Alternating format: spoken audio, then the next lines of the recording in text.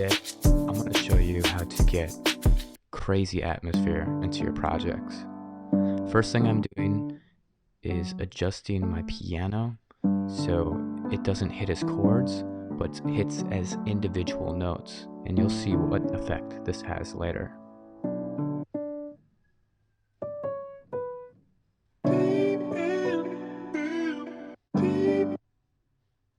Next thing I'm doing is adding this free Valhalla Supermassive plugin. And I'm moving it up an octave.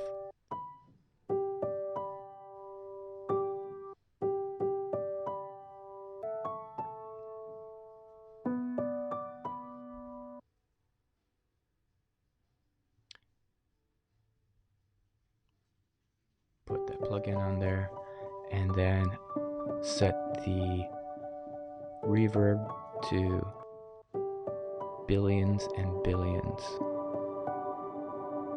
Now you're really starting to hear the atmospheric effect.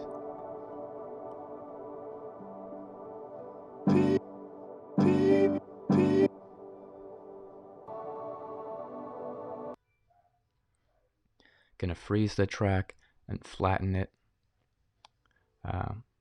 But what I was gonna do first is, just in case I wanted to edit the MIDI later, is just move the audio onto a new track.